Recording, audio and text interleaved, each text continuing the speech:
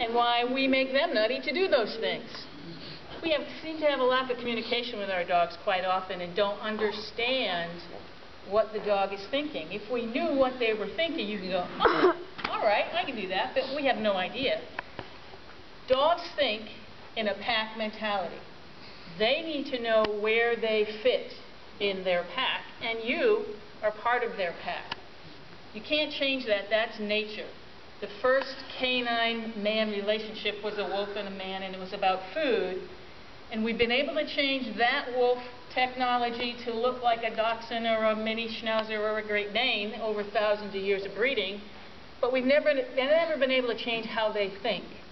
So I'm here to tell you how they think and why they do what they do and what we can do to communicate so they understand what we want without making them cuckoo.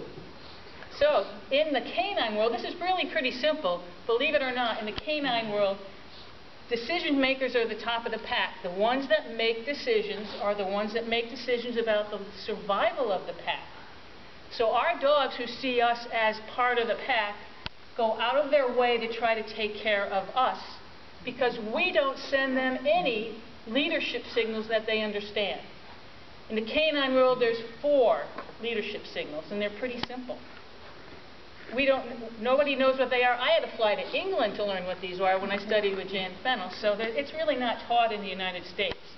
And if dogs don't see those 4 canine leadership signals come from us, by default, they will try to take over because they have to.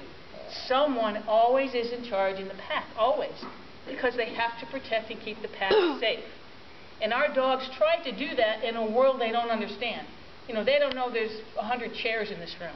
They don't know anything about the human world, but they try and they try and they try to take care of us in that human world. So we take care of. You're babysitting, 1-year-old. They're running in the kitchen, they're running in the living room, they're running all over the house, they run into the bathroom. What do? Follow them into the bathroom, son of a gun. So look at that. Our dogs see us as their children. So they follow us everywhere. They shoot out the door like you shot them out of a cannon to get their first check for danger. So all kinds of behaviors dogs do to try to take care of us in a world they don't understand. So I'm here to teach you those 4 canine leadership signals so that you can start to swap roles with your dog and let your dogs come to peace in your crazy human world. Well, everybody loves this one. It's so simple and everybody thinks you're nuts, but that's okay. Pack leaders in the canine world have to be the fittest and the strongest always, so they get first dibs on the kill, which is your dog's bowl of food. How many people here just leave a bowl of food down, a dog eats whenever they want? Good. Nobody. Thank you. That's good. So, to prove this leadership signal to a dog is really, really very simple. Let's see. Pretend this is a bowl of dog food. And I got a dog over here who wants his dinner, and I pick up his bowl, and I'm going to feed him over there. I'm going to take his bowl of food, a cracker, a grape, a piece of cheese. Chocolate's always good for you girls, I know. Whatever you like. Take something with you, something you can eat. Go to the place you're going to put the bowl down. Without looking them in the eye at all, eat something, put the bowl down, and step away. This is the kill, the bowl of food. I've eaten first, because I'm supposed to. You get what's left over, and I stepped away to say, your turn. Now, yes? My mom does that, so she, like, just to trick her to eat my dog, eat the food. She does that to trick her? Well, to eat the food that she's eating. Your mom does that part? Like, she fakes it to eat it. Oh, you can't fake it, just so you know. And the reason you can't fake it is because dogs can smell anything you can do. Oh. So when you eat something, you actually create a chemical in your mouth that they know you ate. If you just go nummy, nummy, numb, they go, yeah, really? So you have to eat something. All right? Now, yes, it's gone. And they don't get fed again until the next time they are due to be fed. You don't try again in 4 minutes. So if you feed your dogs twice a day, they don't get fed again until the next end of the day. If they miss a meal, they learn, wow, if I don't eat now, I don't eat. Yep, you got it, so I better eat. It teaches them to eat. So you don't have to trick a dog to eat. If you do your gesture eating, put their food down, and step off, You've given them permission after you've eaten. You've had the power of the food in your grasp as a pack leader would. If they don't eat, it's gone. Feels like and looks like to your dog. Who wants to be the victim here? No, I'm only kidding. You're in a restaurant having dinner. I'm the waitress. I bring you your food. I put it down in front of you. I step away. You pick up your fork. Wait. Does that make sense? Yeah. If you give the food, if you put the food down, it's theirs when you step off. If you make them do a sit or a wait or a stay or whatever, that has nothing to do with a meal to them. They're just like, what? You gave me my meal and I'm picking up my fork. Get out of my way. That's kind of how it is. So what you're doing makes no sense to the dog. That little piece of information, this is the kill, I've eaten first, you get what's left over, and I've stepped off, is all you need. Hey, you! What? What do you want? And then they follow you into the bathroom. So dogs live in the moment, so the minute you catch their eye, boom, the whole world is you right now. What? So don't look at them in the eye unless you want to do something with them. You want to call them over and smooch them to death? Look them in the eye, call them over and smooch them to death. When you want to do an activity with a dog, look them in the eye. Feeding, you don't want them to do something, you just want them to eat when you're done. That's it. So you don't even look at them at all. No pressure to do what? They don't know. No pressure at all. Okay? That's the hardest thing in the world. Yes? I know I'm going to get my food up now, but if I keep saying, Nothing. If it's calm and it's quiet and you're calm and you're quiet, there's no reason to worry about anything else other than the kill. She won't eat unless I are you sure? Okay. Eat the food, eat your food, put hers down, step off. Okay. If she doesn't eat, it's gone. Okay. And I never know what order they come out of my mouth in, so here's one. Pack leaders, and this is going to be a little silly for you too, come and go. Leave the pack and come back to the pack with no acknowledgement of the rest of the pack to prove I'm good enough to go by myself and I'm fine when I come back. Now, when we leave our house, we get the Kong out and the peanut butter and the biscuits and be a good boy and I'll be right back and blah, blah, blah, blah, blah, smoochy, smoochy, all that stuff. What the dog sees is they know your routine. Oh my God, you're going again and you're groveling to get out. You must not be good enough to go. Pack leaders become very aloof. They get up and they go. That's it. They don't grovel to get out the door, because if you have to grovel to get out the door, you better not be, you're not good enough to go by yourself. Maybe I should go with you, and then you have the dog that grabs you by your pants like, don't go! Oh, yeah. Yours does that? Tilly thinks does that, right? No. Right. Maggie does that. Absolutely. You can't go, you're only one, oh my God. You wouldn't send a 1-year-old to CVS by themselves, correct? No. And you're trying to grovel your way out the door. I'm only one and I really gotta go. Just go. Now, if you have a dog that has separation anxiety, which you might, coming back in is another whole part of that deal. You're gone. They don't know where you go. And think of this. Bet you never thought of this. They never know if you're ever coming back. Think of that. That's why they get so stressed out. So when you come back, you have to prove while you were gone, and you're gone out into a world of 1,000 threats as far as they know. You're in danger the whole time you're gone. Did you get hurt? Are you okay? Do I need to take care of you? Are you going to take care of me? Those are the 4 questions they ask when you walk in the door, which is why they're nutty. Oh my God, are you all right? Is everything all right? Is everything, where have you been? Woohoo, you're home. All that. All that. You got to answer that question. Well, those 4 questions. There's only one way to answer it, and they do it in the canine world all the time. I've watched wolves do it in Yellowstone. I've watched fox do it in my backyard.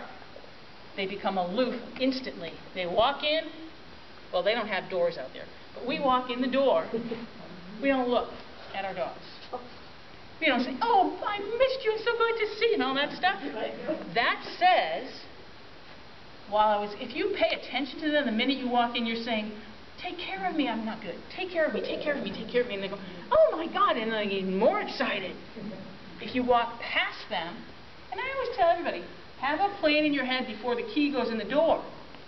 Have a plan. I'm going to go to the kitchen sink and I'm going to get a glass of water. Or something. Distract yourself. Because you know when you walk in you want to go, oh my God, you're so cute. You know you want to do that. You can't do that because that says, you take care of me. Fine. Does that make sense to everybody? Yeah.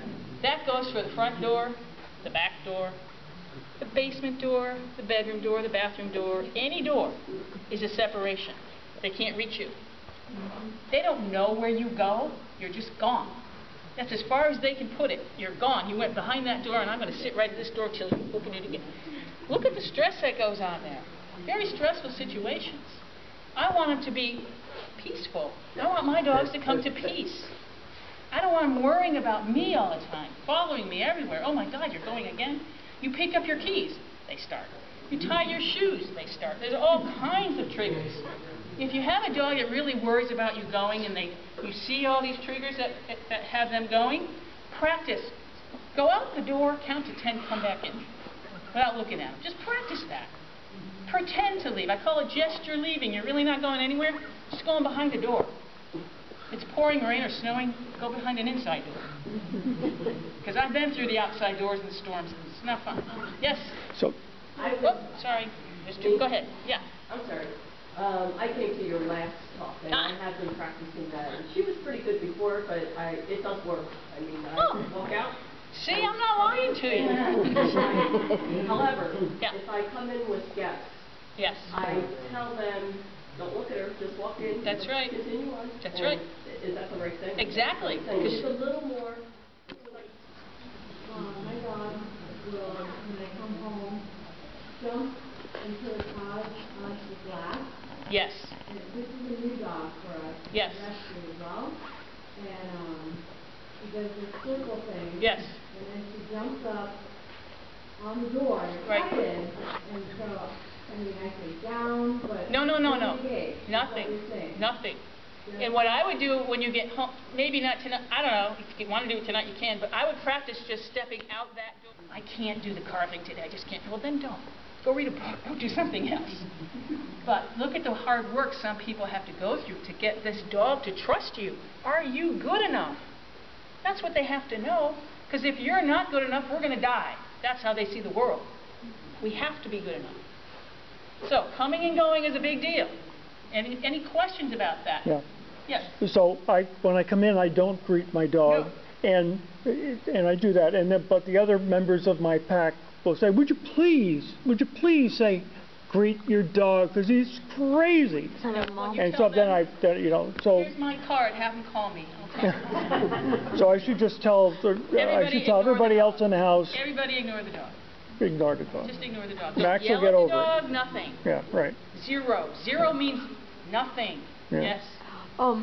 His dog will, like, when you walk in, he'll jump, like, even though he's a tiny dog, he'll jump and, like, bite, like, not exactly bite, but nibble at you. Oh, yeah, nibble. Yeah, it's just a nibble. Yeah. You're not good enough. And you know what? We have to be 100% for our dogs because they don't understand our world. And to them, there's a bear behind every darn tree out there. It's all danger all the time for them. You know, some dogs handle it better than others because they're just big dopey dogs and who cares? And other dogs go, oh my God, we're going to die out here. So they're the ones that tow you down the street because they got to get there first. Yes. So third leadership signal is pack leaders protect their pack.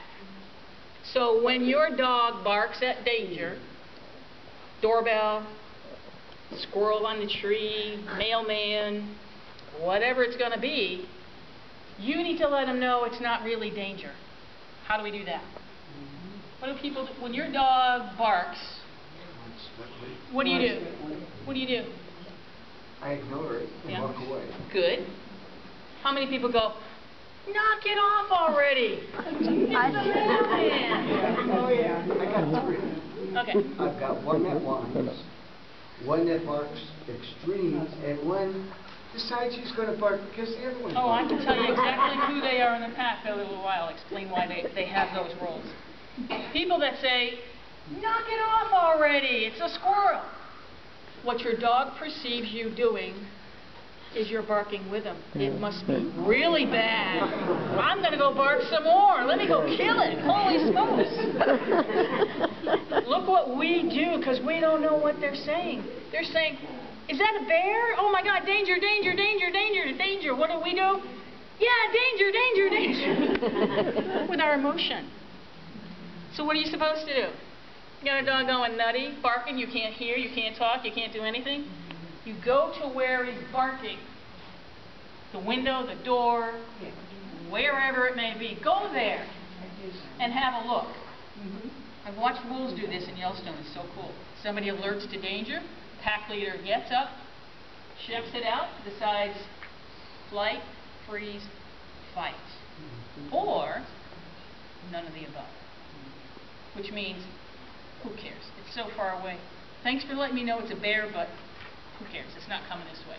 They decide what to do. What do? We let our dogs decide what to do.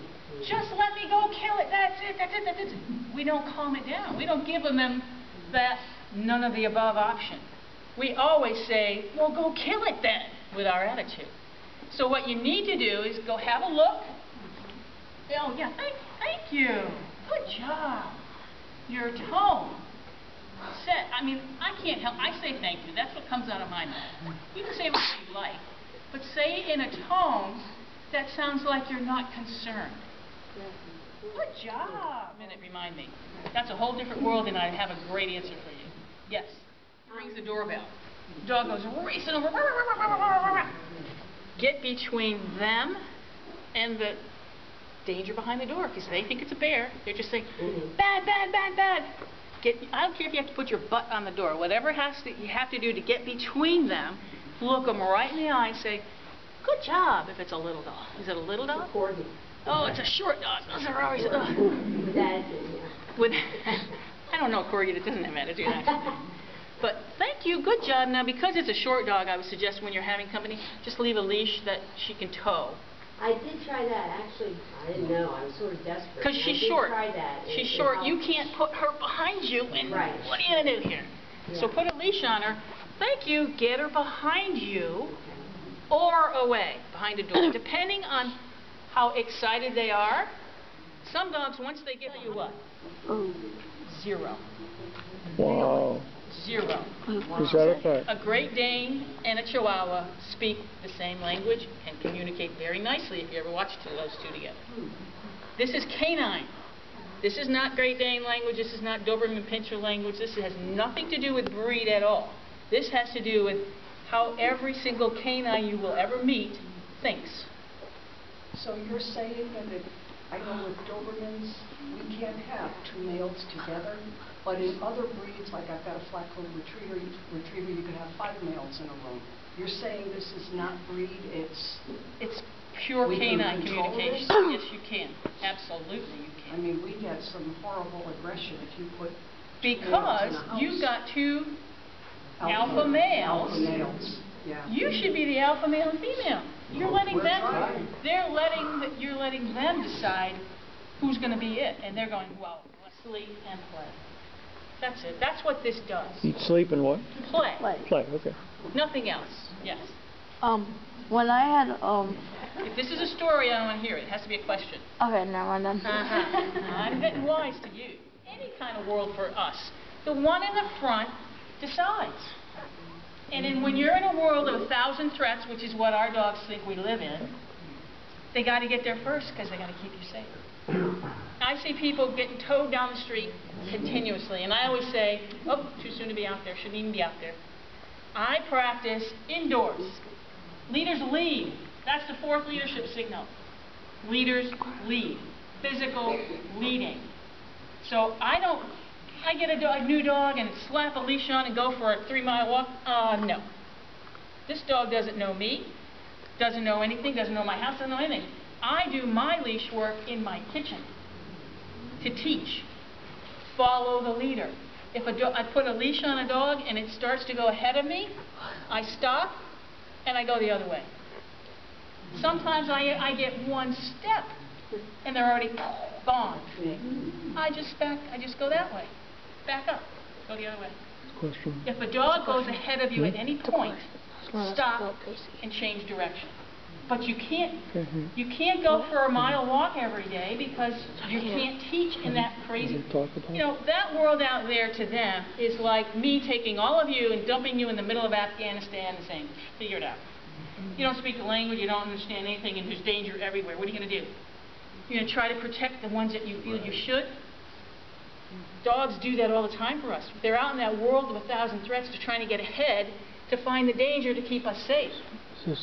I want them to look to me. So where are you going now? When you start doing this work in your kitchen or your living room or whatever, or even in your backyard, some close to home, start changing direction and changing direction and changing direction. You keep saying, follow me, I'm going this way. Follow me, I'm going this way. Follow me, I'm going this way. I get really dizzy if I change that much that quick.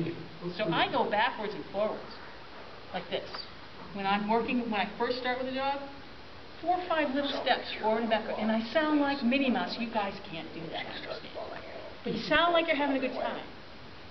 So you're encouraging them to stay with you, and you're displaying leaders lead. You physically have to lead. Sound like when you change direction? I sound like Minnie Mouse. Were you just like, come with me? Yeah, come on, let's go this way. Come, let's go this way. Oh, let's go this way. Come. I know you guys can't do that. Adam's apple get in the way. But I sound like I'm having a party. I also will use treats for a dog that maybe needs more encouragement, depending on the dog. Sometimes you pull a treat bag out, and all they want is the whole bag, and they forget it. You're not walking with that. So it depends on the dog. Sometimes treats, sometimes Minnie Mouse, sometimes just very few steps to start. Once you get it right in your little area, whatever you pick, your kitchen, move out. Move to the next stage. Step out the door with them first. Get out the door first. You know, how many people put a leash on their dog, open the door, and boom, off they go? Yes. So you shouldn't even let them go just a little bit ahead if they want to sniff a tree or... I decide where we go. If I want to say, okay, I'm going to stop right here, you get the whole perimeter of the leash, whatever it is. You can sniff around any you want. If I'm walking with a dog and they stop and they're sniffing and I'm still walking, I keep walking. They cannot make decisions for us. If they can make one decision, they're going to make 2 and then 3 and then 4 and then 5. I get to a spot and then I let them sniff all around. Okay? Because what we do, we walk down the street, and if you have a beagle or one of the hound breeds that has their nose to the ground all the time, you're stopping every 2 steps. All right, you gotta sit there. All right, go ahead, mark that. Hey, take notes. All right, go ahead. Who's deciding what here? I just go. No, it is. It's letting them decide. If they can decide that, they're going to decide more. So you want to shrink those decisions down to none. Yes? Do you say, come on, or do you just quietly keep walking? Say whatever you want. You can look them in the eye. You can say, come. You should see me. Sometimes people think there's something wrong. What's that? You can look at them and say, come on. Yes, if you're doing an activity with a dog, you can look at them and you can talk to them. So I sound like crazy Minnie Mouse, really. People look at me because I'm changing direction all over the place. People think I'm nutso. But I'll tell you what, I can have a dog that started out yanking my arm out of the socket to one that's looking at me. The first look you get, oh my God, you go, yes, I got him. Let's try it again. Let's do it again. And they're not going to get it 100%. They're going to go, whoa, what's that over there? And then, oh, no, we're going that way. And just change direction. Yes? So the activity on the leash is to go out and go pee, go do their business. And so how does this, where they pee, when they pee, you know, I walk along with Max, all of a sudden there's a tug on my leash and he's trying to squat. No, not here, not here, not here. Squat to pee. I mean, let him go. That's fair. Right, yeah, right. I mean, So they're just sniffing around. Yeah, right. No, they're just saying, I'm going. Well, Right. okay. Yeah, okay.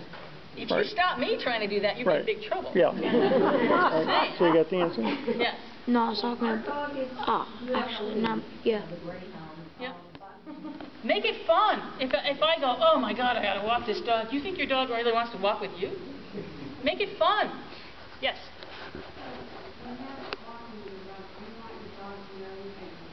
No. Heavens no. Just be with me.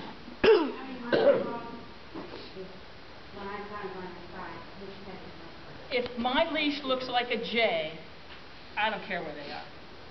How's that? I don't want to, you know, you're 3 centimeters from my knee cap. Move back. Really? That's not normal. They don't do that in nature. Yes? Leash with a collar yes. or body, which is better? Depends on you, depends on your dog. I know dogs that can't have anything around their neck because they have a disease called megacephalus and they can't wear that, so they have to wear a harness. As long as it's not a forceful choke collar, pinch collar, halty, gadget, stay with me kind of thing, I want them to want to stay with me. That's why I practice up front. You don't leave me. Come with me this way. Come with me this way. Repetition is amazing. You know, I meet clients at the vet's office because their dogs are hysterical when they see other dogs or people or whatever, and they're out of control and they're freaking out at the vet. They can't even get in the door. They're going to bite somebody. They're going to bite another dog, whatever. I get there an hour early, and I'm in that parking lot. I must do 10 miles. In that park, I'm back and forth, and all of a sudden they look up at me and go, oh, you know, a 110-pound German Shepherd can wear you down. In the canine world, and I'll tell you a cool story about this, decision makers, which has to be all of us, decide the rules and the boundaries in the pack. Now, if you have a dog that wants to eat your cat, I mean, if it's a strange cat, no, I'm only kidding. I'm only kidding. If you have a dog that wants to eat your cat or wants to steal the towel off your stove handle or anything that you don't want them to do, there's something called a consequence of action. We use it for our kids. We probably use it more, but we use this for teaching a boundary, teaching a rule. So that's unacceptable behavior in your pack. In nature, this is such a cool story. One of my trips out to Yellowstone, there was a pack of wolves that had 3 new puppies. 3.5 weeks of age, when the puppies are big enough to shake the rain off, and they can see, they get to come out. Mom's been with them in a den for 3.5 weeks. She needs a break. She passes them off to Dad. He has to introduce them to the pack. At that moment, the male and female wolves, all of them, every single one of them, produce a female hormone called prolactin. In women, it's a bonding hormone when you have a kid and all that stuff. But in nature, it takes the edge off. It's puppy time. It's goofy time. It's, ooh, let's meet the new members. Well, one of the yearling males in this pack was a little overexcited, maybe a little too much progesterone, who knows, but he's boinging around these little puppies. He accidentally injures one. This is the future of the pack, and he injures one. Mom heard this, came flying in, drove him out. Out of the pack. He's one. He's a baby himself. He didn't know anything. She kept him out for about 4 days. He kept trying to sneak back into the pack. None of them would look at him like, oh my God, you are not here. And she would drive him right back out. So he learned, if I do that behavior, I lose my pack. They don't want to lose their pack. They don't want to lose you. So if a dog does unacceptable behavior, be it growl at a cat or posture a cat or bark, whatever that is, or steals the towel or, oh my God, there's a million behaviors that they can do that are unacceptable without a word, which is so hard for us because we want to go, stop it! But without a word and without eye contact, calmly take them by their collar and remove them. They lose everything. If that means they go in the bathroom, in the bedroom, behind a door, that's all. It can't be just to their crate if it's right there. No, it has to be gone. You lose everything. Yes? So with that, this dog, I don't know what her life was before she came to us. Yes. She dropped. What's that? She just dropped. Like dead weight. That's because you go at her. All you do is walk by her and just catch her collar with one finger. But even that slightest thing. Well, then take a short lead and let it hang. Pick up the leash and just walk.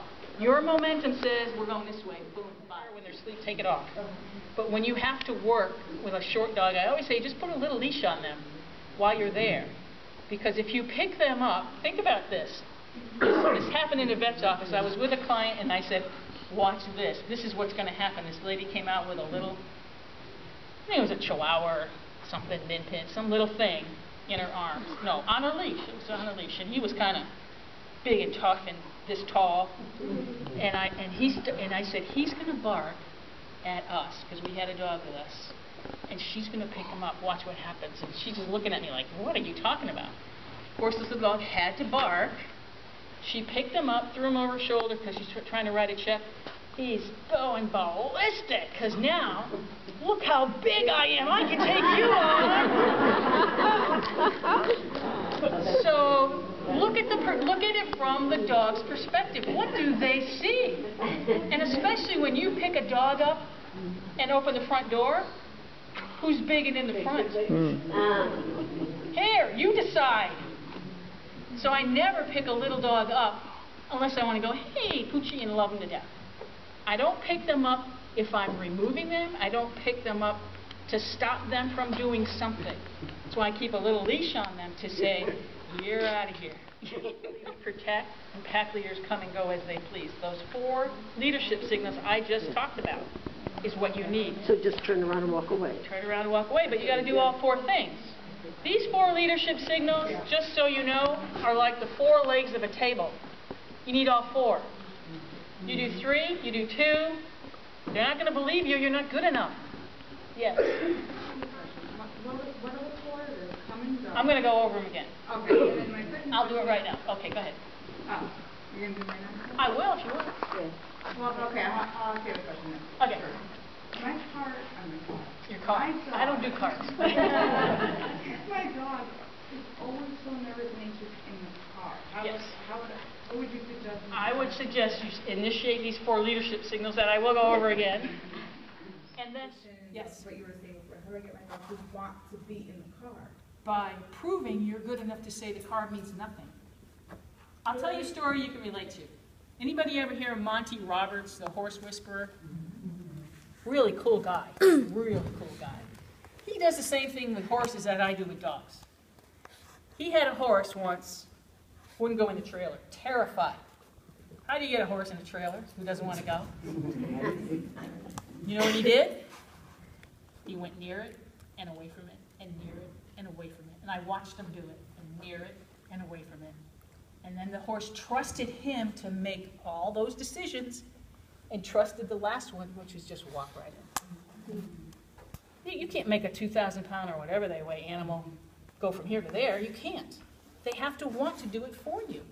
So let them trust you to make those decisions. If they're blasting through you, they're not trusting you to decide anything. Yes? When you were talking about, you go up first, check the scene, go inside, okay? Mm-hmm. Is that for every door? Is that for going inside the house also? Coming and going. Absolutely. You're Inside and first outside.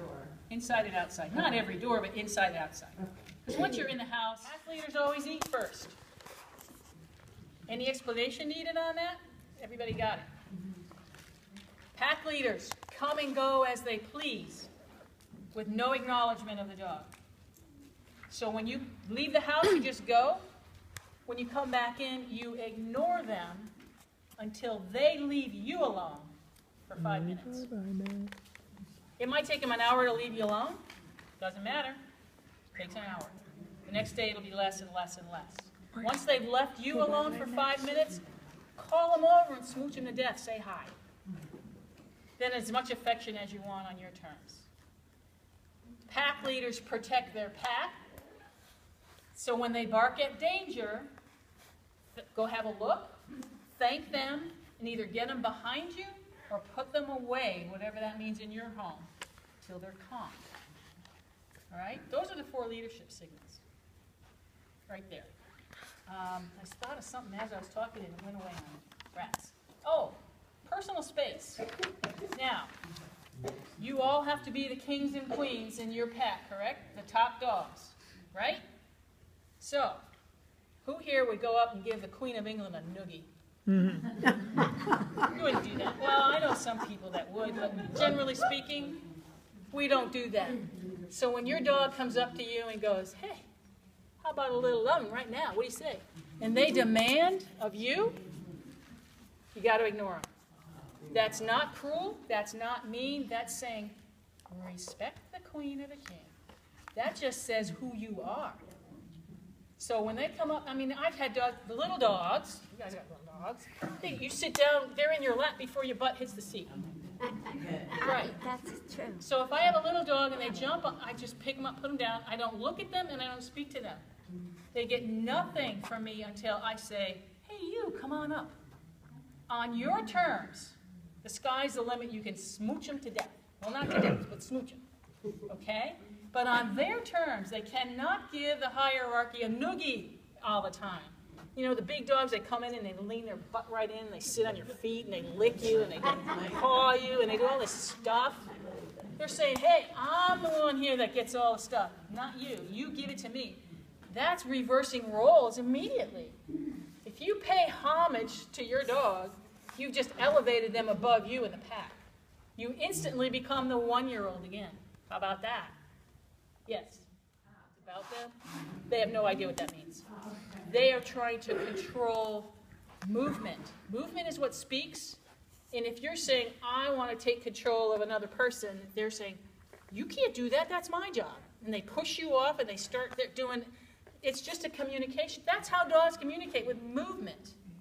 So if you go up to somebody, you know, you want to shake your hand and your dog comes in and goes, Usually when we're not looking. right. We're there, but You're we're there. not looking. Okay. Yeah. So they're claiming territory because they both think. Right. And it might only be one. I don't know if it's both. Is it both? Yeah, Okay. yeah. Okay. If you're not 100% in control and in charge, they will mark territory to claim and keep you safe. Because if you leave the house, that's when they mark the most. They'll mark so that you can find them. And you walk away. And then later on you go back and you, oh, I don't know, touch it and walk away. And then you go back later and you kind of walk over to her and you move it and you walk away. And this is all while the vacuum's on? Oh, no, no. I haven't done that part. Oh, okay. Way. Okay. Then you walk over to it and you move it, 3 feet, and you walk away. Exactly vacuum. I would have people just leave it out for a while, and every once in a while, when you're walking by it, move it. And then when you're walking by, just flip it on, flip it off, walk away. Oh. I mean, I had a little, what was it, a Cairn Terrier or something like that, who just wanted to eat the vacuum. And the minute I moved it, and all I did was very gently, without a word and without eyes, I just pushed him away from it. He did it 3 times, and then he just stood and watched it. And then I turned it on, he did it again, and I pushed him off 3 times. And I ended up vacuuming the whole damn house. Because I said, it's nothing. It's nothing. If you attack it, it's nothing.